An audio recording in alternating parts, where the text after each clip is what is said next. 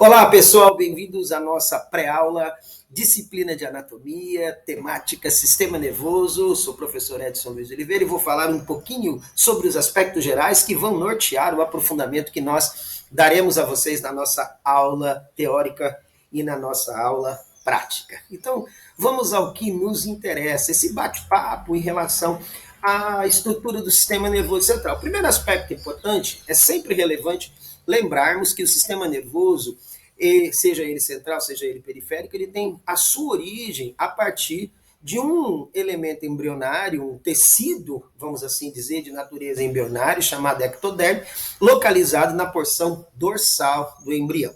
E percebe-se que há o desenvolvimento da região relativa ao que nós chamaremos de encéfalo e também a formação da chamada medula espinal. E a partir da região encefálica, nós vamos ter a formação de elementos conectores, que são chamados de nervos cranianos, né? Foram chamados de nervos cranianos, mas também podem ser chamados de nervos encefalocranianos, e a presença dos nervos espinais. Mas vamos ao que interessa, que é a origem. Então, quando a gente estuda a origem, a gente observa que há a formação de vesículas secundárias, telencéfalo, diencéfalo, mesencéfalo, rombencéfalo, medula espinhal. Por exemplo, a partir do telencéfalo, nós vamos ter a formação exatamente da região dos hemisférios cerebrais.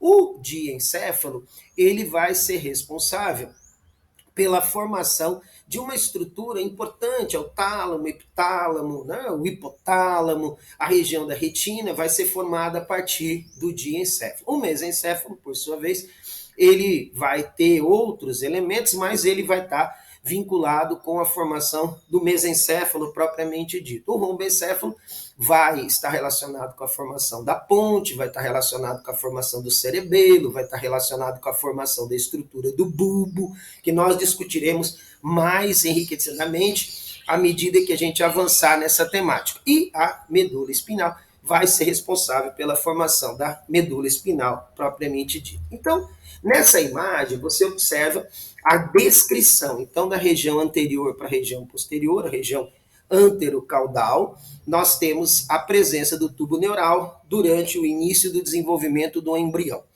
À medida que as semanas vão se passando, passa a primeira semana, passa a segunda, passa a terceira, na quarta semana, existe a formação de espaços internos na região do tubo neural, chamadas vesículas encefálicas primárias, divididas em prosencéfalo, mesencéfalo e rombencéfalo.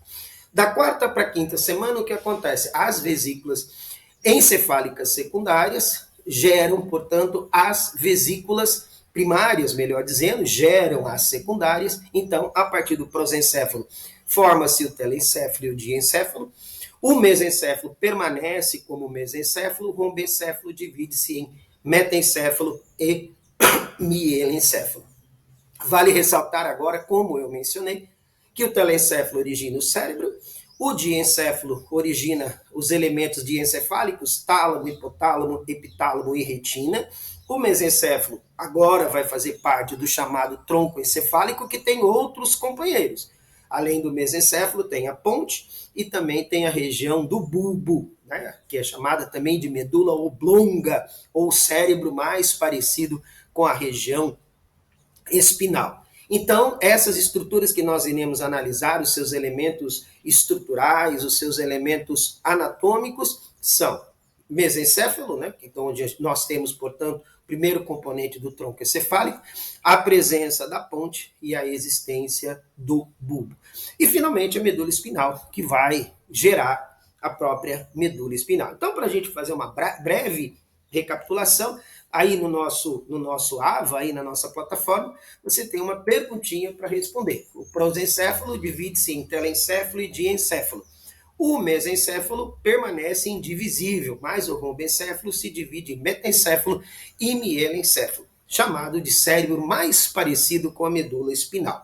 Pergunta-se, o mielencéfalo originará, letra A, o bulbo, letra B, a ponte, letra C, o córtex, ou letra D, o tálamo? Fica aí para vocês responderem, depois a gente faz a nossa revisão na nossa aula presencial. Muito bem. E também a retina, né? Temos aí a quinta alternativa. Sigamos aí, então, um pouquinho mais de sistema nervoso.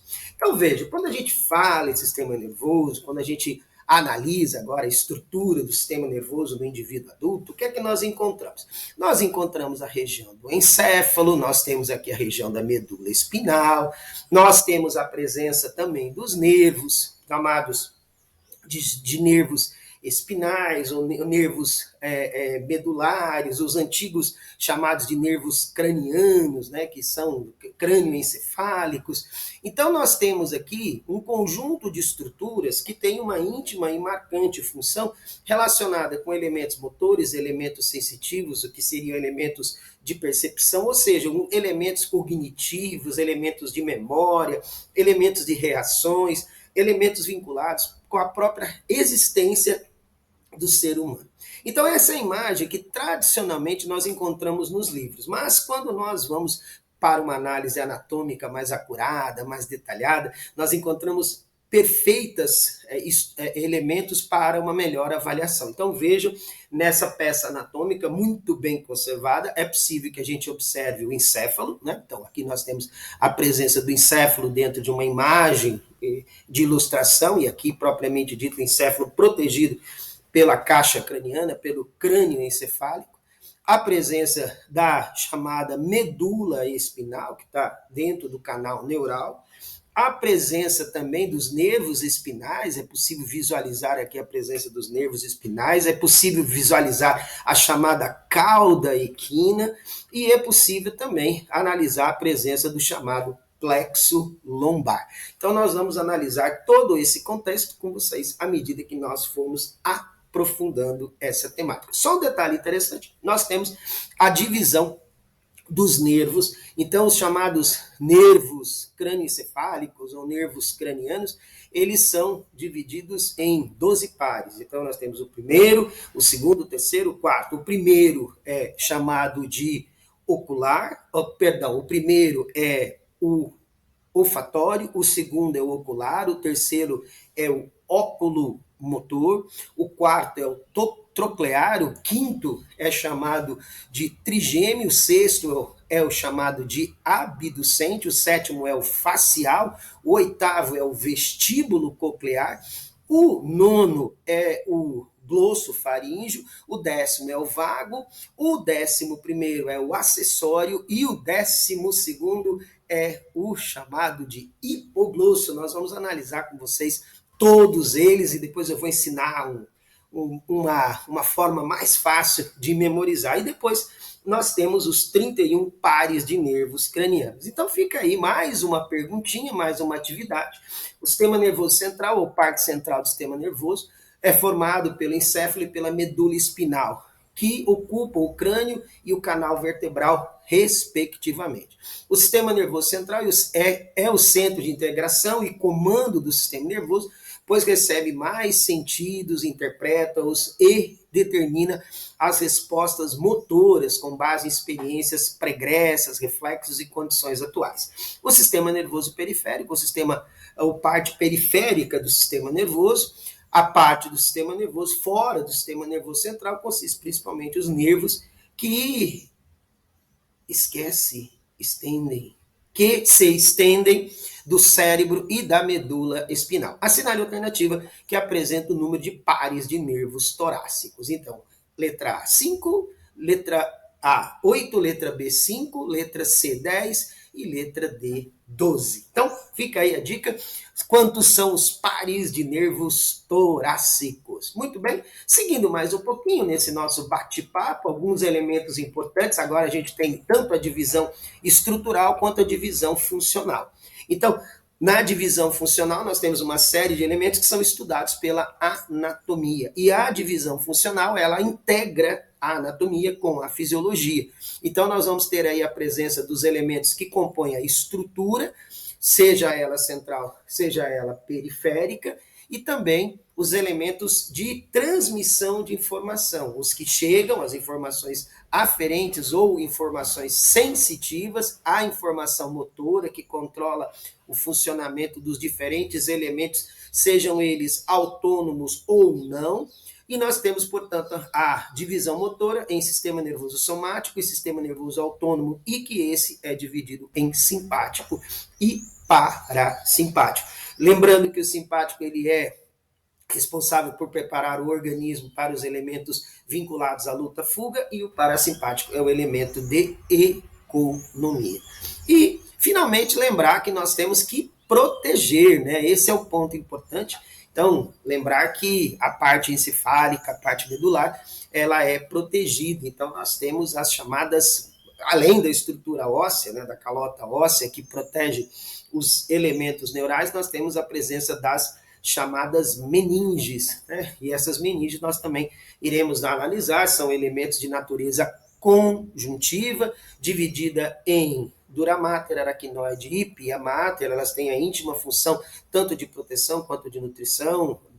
Na parte específica aí da questão de medicamentos, por exemplo, a chamada barreira hematoencefálica. Então, são pontos importantes que vão ser analisados, que vão ser avaliados em relação à estrutura, seja histológica, seja anatômica, das três meninges. Muito bem, as chamadas meninges, dura mater, aracnoide e pia mater. Então, um detalhezinho só de curiosidade para vocês.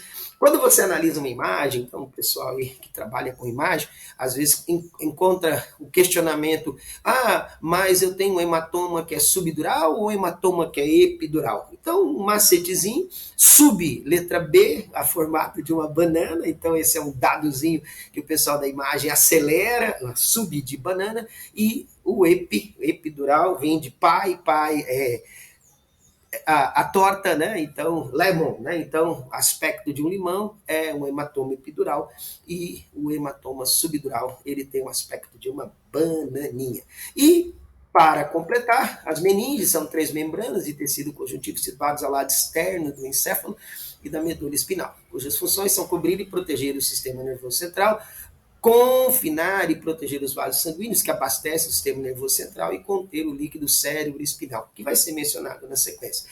Daí, da mais externa para mais externa, está dura mater, aracnoide e pia mater.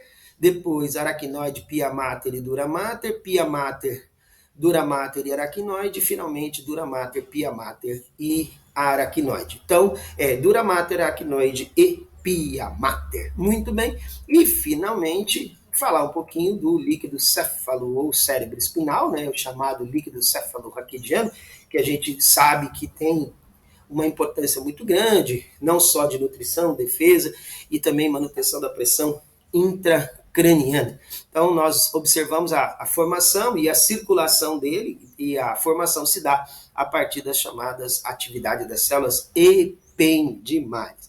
Então, um aspecto importante, o líquido cérebro-espinal é um caldo, entre aspas, aquoso, que preenche o espaço subaracnoide e os ventrículos do encéfalo e da medula espinal, e ajuda na proteção e nutrição do tecido neural. O líquido cérebro-espinal é produzido nos ventrículos do encéfalo, circula pelas cavidades ventriculares e pelo espaço subaracnoide. A sinal alternativa que preenche corretamente a lacuna. Então, ele é reabsorvido em que parte? No seio da dura mater, no seio da aracnoide ou no seio da pia mater.